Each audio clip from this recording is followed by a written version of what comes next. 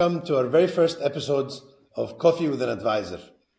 Today, we're starting with a very special guest, David Ferrin. David is very special because he is not only an advisor of Moonbase, he's also an investor of Moonbase, and he's a personal close friend of mine. Me and David go quite a long way back. I don't want us to sound old, David, but we were together doing the No. MBA at INSEAD 20 years ago. 2003 it was, huh? Long time. So Yes. David is David has a few hats, but the major one is he's the managing director at Projecting. Projecting is a consultancy firm, and he's been for 10 years supporting financial services, mainly in the UK, in Spain. But David is quite broad. And one of the things where we will test his broadness today, after getting to know him better, is the experience in implementing AI solutions to actually financial institutions and SMEs, so it can fit with us as Moonbase, but also SMEs where we invest in. So first, let me welcome David. How are you, David? Hi, Ibrahim. Very good. Thank you. Let me start with expected question. Do you miss your MBA days at INSEAD or not? Yes, I do. I think we all do. It was only 1 year, but it was intense, and I think we all came out of that with incredible memories and great networks of friends and also a place to go and have dinner with someone wherever you go in the world, which is really interesting. So, I think also credit to you because you reactivated the group chat on WhatsApp, so we're all in touch, and it's great way to stay in touch with everyone. Would you do it again? I mean, because I'm asking this because MBA 20 years ago had a very different value proposition than MBA today. So would you still, if you were So 20 something or 30 I, something, would you do it? it's an interesting question because when we did it, I try to remember how much it was. I think it was 43,000 euros to go to INSEAD. I think it's probably at least twice as much now. So the value is the MPV of it is already changed because of that. I definitely saw a lot of value. I remember coming out of INSEAD and my salary had gone up. I can't remember 60-70% versus before INSEAD. And even though I was moving from an expensive country like the UK back to Spain, where salaries were a lot lower. So I definitely saw a lot of value. I mean, my payback was very quick. But I think nowadays it's probably takes a little bit longer to recoup the investment. I still think it's worth it. And I think it's probably more worth it if you come from certain backgrounds. So my background was economics. I probably didn't get as much academically from it as other people, but I think if you were an engineer or if you came from working in industry, it was a really good way of making that jump. I don't know if you remember, Ibrahim, there were two doctors in our promotion, or three, I don't remember exactly, but there were definitely two doctors in my group, in my section. There were two doctors, and for them it was everything was brand new, and they both did really well. I like to think they both ended up at McKinsey or somewhere like that. So I think that they both did very good transitions. For sure. But for me, I didn't do it for the network at all. I never thought about that as even a value proposition when I was young. And today, 20 years later, that's the thing I really, really, and Moonbase was very fortunate to use my friends at INSEAD to create this advisory board, which is really helping us a lot. Let me jump into your career because you did give us a bit about your early years, but especially your jump from a stable company, a bank, to an entrepreneurial shift where you now are still and you're still growing it. Can you talk a bit about this?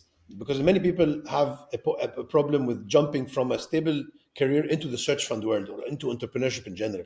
So I was thinking, how did you go through this? How easy was it? And then how was the journey after you were doing entrepreneurship and you were number two in this company, almost a founder, and then you grew it until today and you went to I think 50 people now. Can you give us a bit about that? Yes. So I took the easy way out of INSEAD. Most of us ended up in consulting back then. I think nowadays people end up in big tech, but back then I think the main exit was either consulting or banking. And I went into consulting, did a couple of years at one of the big strategic consultancies. No longer, well, the name no longer really exists because it was Booz Allen Hamilton, which then got bought by PwC eventually. I moved into big bank from there. So I went into Santander, big Spanish bank, spent 8 years in Santander. And at that point, I'd been with Santander in Spain. I'd been with Santander in the UK. I traveled quite a lot. I'd been to the States. I'd been to Brazil, to Chile, to Mexico. Um, but it felt like I was getting to sort of the end of my path at Santander. To continue growing, I had to change quite drastically, and it wasn't something I was really interested in doing. The bank was at that stage not growing either, and there were a lot of opportunities to leave. So I took the opportunity to go and joined an old colleague of mine from way back, who was basically setting up a consultancy, and it was a totally different consultancy. It was something that did. It was about delivering projects, not so much about the strategy of the company, but the company already has a strategy. Let's help them deliver it. Let's help them, change that software. Let's help them implement that regulation. Let's help them do something very, very tangible. Put a project manager in and get the project over the line. When I decided to leave Santander, I remember most of my colleagues at the time were shocked. I was working for the pinnacle of Spanish industry. Everyone wanted to work in Santander, in Telefónica, and BBVA. They're like the top companies in Spain, Endesa. If you're working at one of those companies, why would you want to leave? It was something people just didn't understand.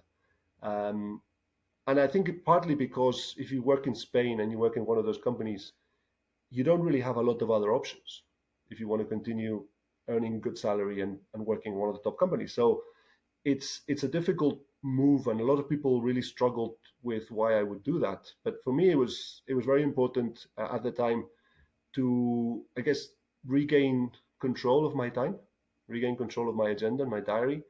I had a really interesting opportunity. So, as I said, an ex-colleague, an ex-friend, a friend from way back had decided to set up a consultancy. I thought it made a lot of sense what he wanted to do.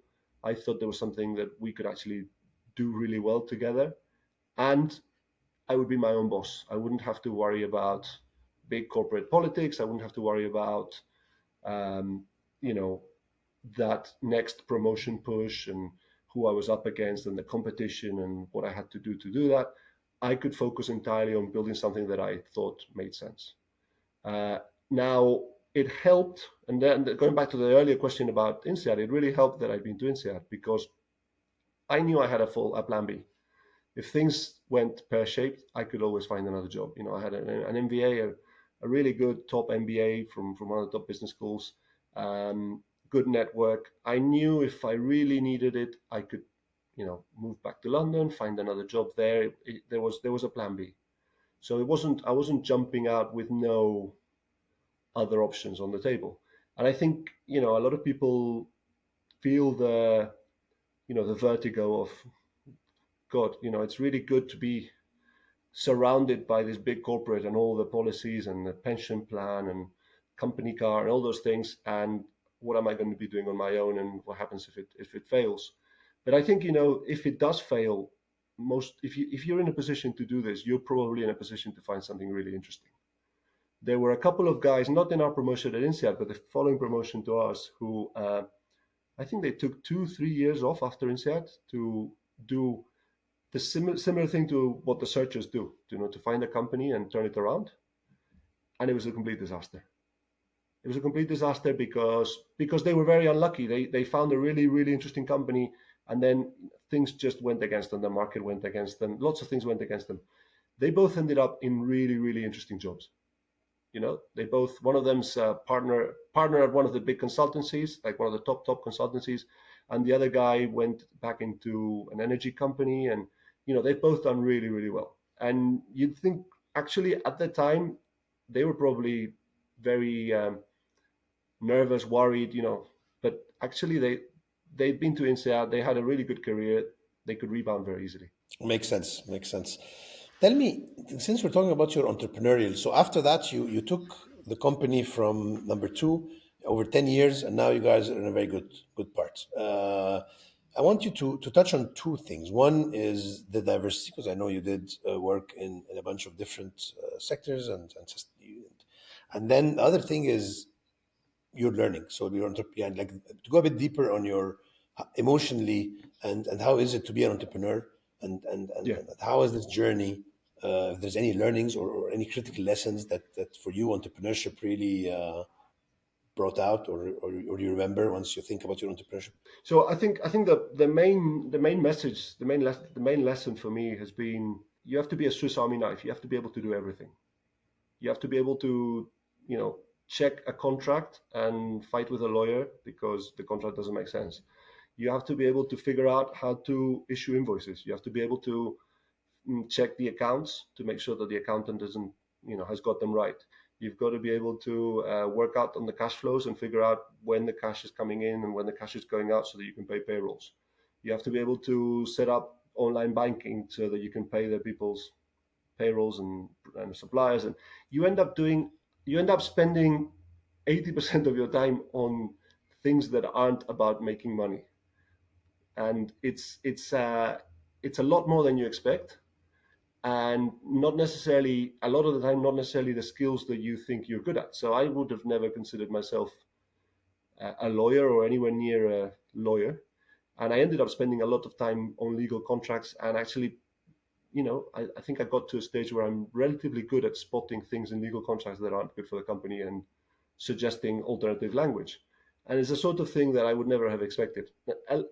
Funnily enough, a lot easier nowadays with ChatGPT because you can actually ask an LLM to actually look at the law, at the contract. You can actually ask the LLM to suggest alternative clauses. But 10 years ago, there wasn't that help, and you had to actually figure it out yourself.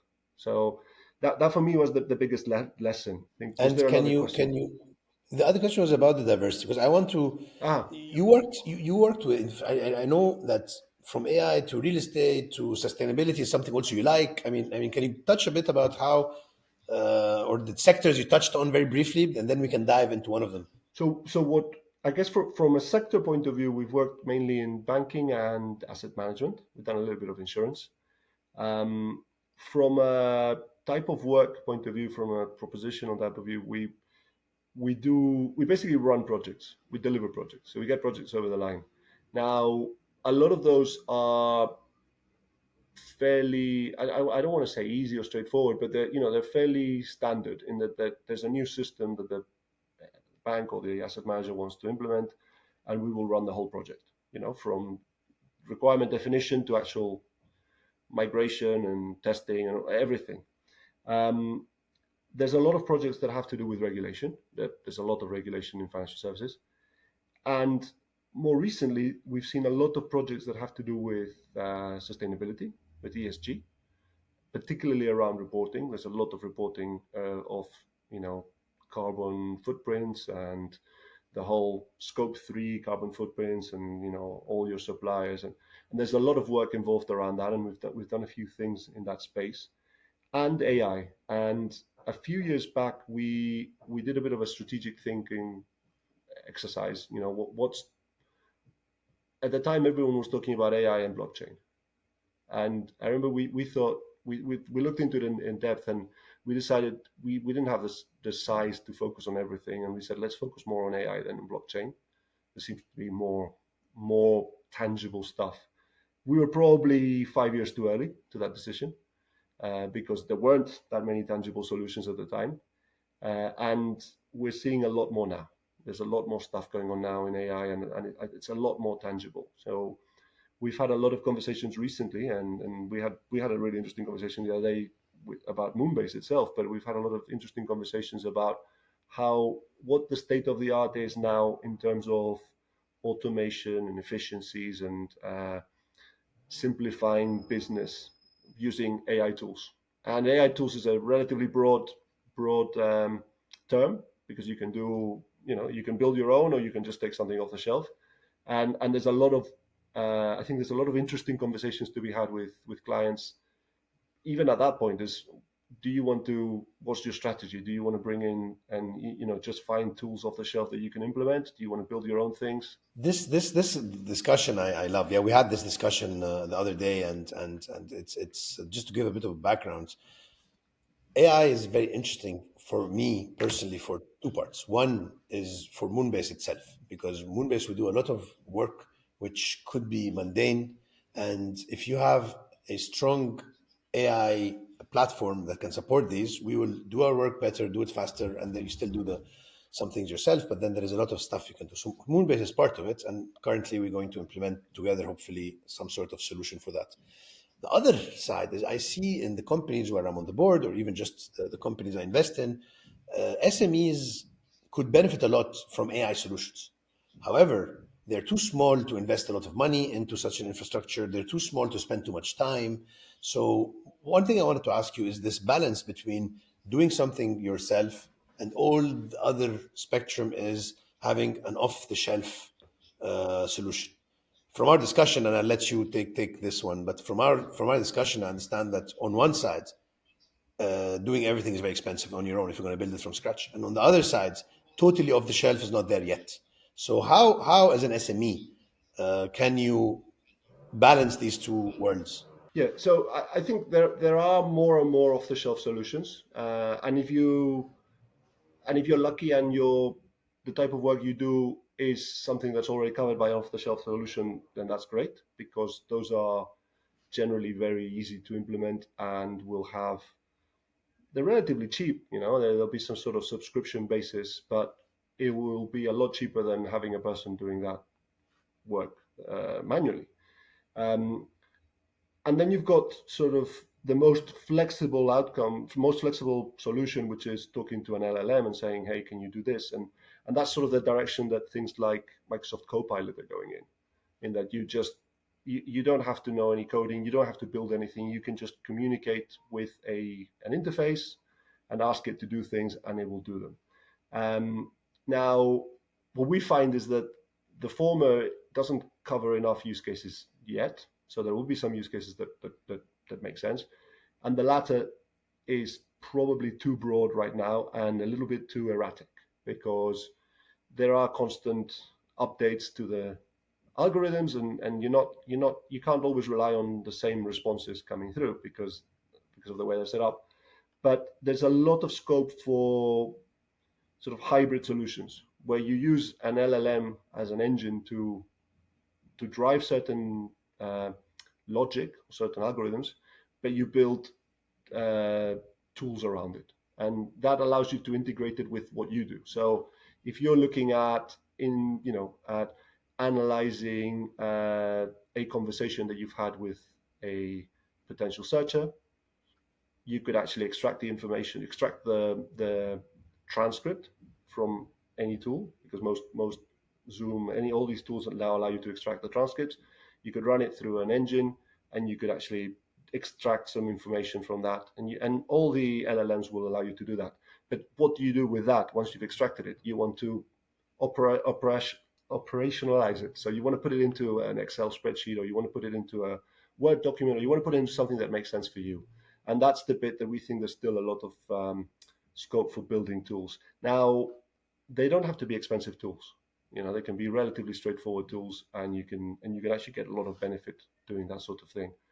And that's the sort of thing that we're seeing. So we're talking right now to another company in the UK, which is a professional investor, and I can't go into a lot of detail, but we are talking to them about building a standalone tool that they can use for a core process for them. And there is a tool on the market that does a similar thing, but it's very expensive. And actually, we can help them build something that's relatively straightforward and a lot cheaper. It doesn't do everything that the other tool does, but it does what they need. So No, I love it. I love it, and I think we should really have another episode or really focused on, because in SMEs, some of them are the ones search funds or searchers look for.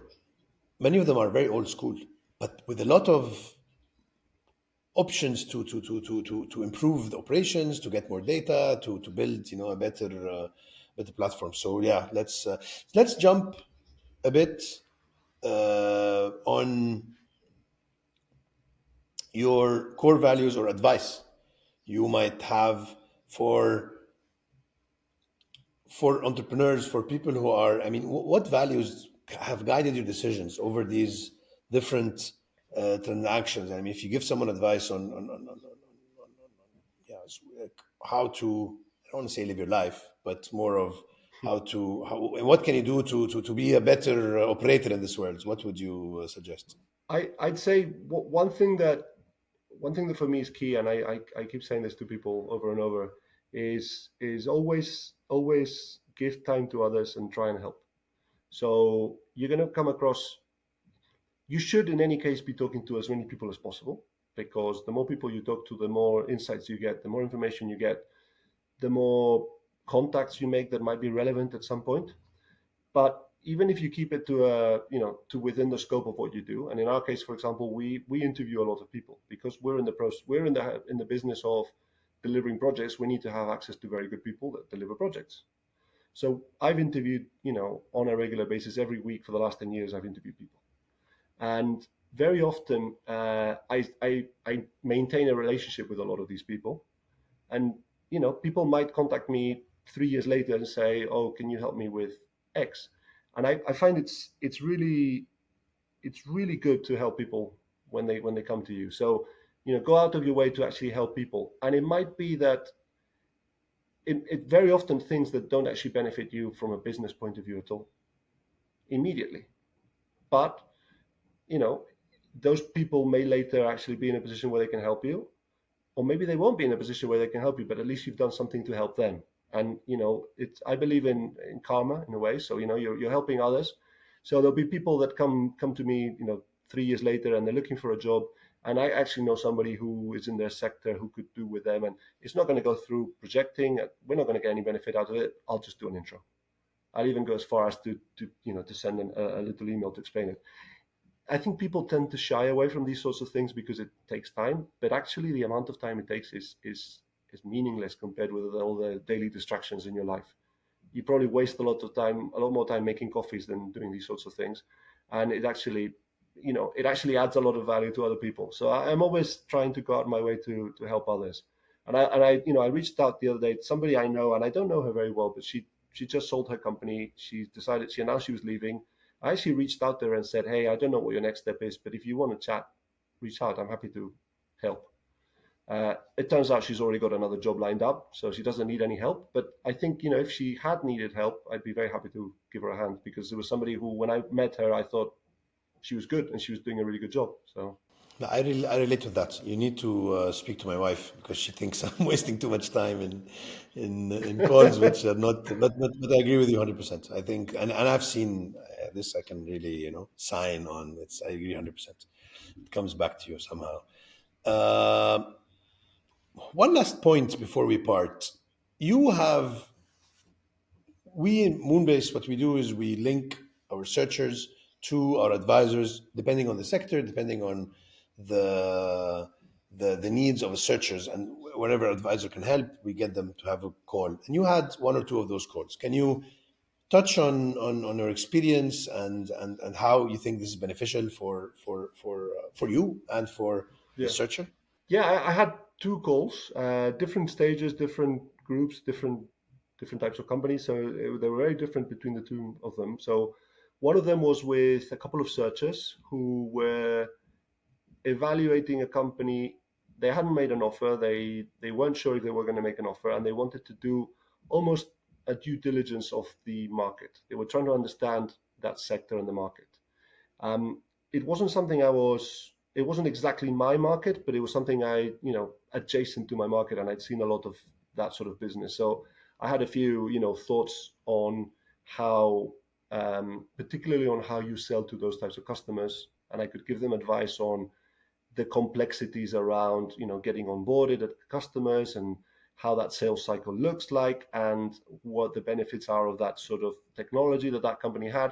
So it was a really interesting conversation. I found the guys great. They were very interesting, very intelligent. You could see that they had really good backgrounds. A bit younger than us, unfortunately, Ibrahim, but so they hadn't had as much experience probably. So I think some of the things I said were probably helpful from the point of view of having a bit more years experience in this sort of sector. I I think they eventually did make an offer, so it was clearly something they were interested in. I don't think it worked out in the end for reasons outside of their control, but I think they did make an offer, and it was an interesting acquisition, definitely. And it's the sort of acquisition I think it would have gone very well for them if they'd done it. I usually try to attend these calls for my personal learning, and it's always amazing how someone who knows a sector or someone who has experience in something can very quickly offload so much info for a searcher or for someone who's new to that sector. And I learned this value while I was a consultant at McKinsey. And as you know, being a consultant, that's exactly what you do. You really get learnings from someone who has a lot of experience and try to apply it somewhere else. So yeah, it's always amazing to be part Yeah. of these. And then thank you, David, for helping our searchers. I mean, this Yeah, and was this was great. sorry, Yeah, the what was other the other one call, exactly? There was two of them, no? the other call, there were two calls. The other call was much later on. It was they'd agreed to buy a company. They were waiting for the contracts to clear. They were waiting. I think they were waiting for the day to sign the contract, pretty much, and they were looking for advice on how to best set up the board. So they needed some external. They needed some board members, and they had a theory. They had a hypothesis that they needed somebody with more IT sales B2B type experience, and we discussed a little bit why that was, and I actually agreed with him. I think that this made a lot of sense. They were struggling to find the right person, though. I offered some advice as to the sorts of people they could look at, but it was a really good conversation, but it was a completely different conversation. So it wasn't about should we buy this? It was more, we've already decided to buy this. How do we build the board so that it helps? And I think you've had some really interesting experience in the past on that side as well, with with the value of having certain types of experience on the board that can actually step in and help when things don't go the way they should, which invariably they will. And Yeah. I think the board is a very important part of the search fund journey because you have a good company, a good entrepreneur with a good board. These are the three that really do the magic. And unfortunately, this specific example did not go through, although the person was already choosing the board, and this deal fell through in the last second. It was actually quite sad. And there's another learning is that these deals could fall through really late. So searchers should really continue to search and to keep their pipeline alive to the last second. And it was quite, but was useful to, yeah, I mean, board is a major thing, and to have someone to advise on the board is even better. yeah. Great, David. This was amazing. Thank you so much. I really appreciate your time on this and your help. And I hope we do another episode where we only focus on AI in the future. But this was a pleasure, and thank you so much for joining me. Thank you, Ibrahim. It was great. Yeah, ciao.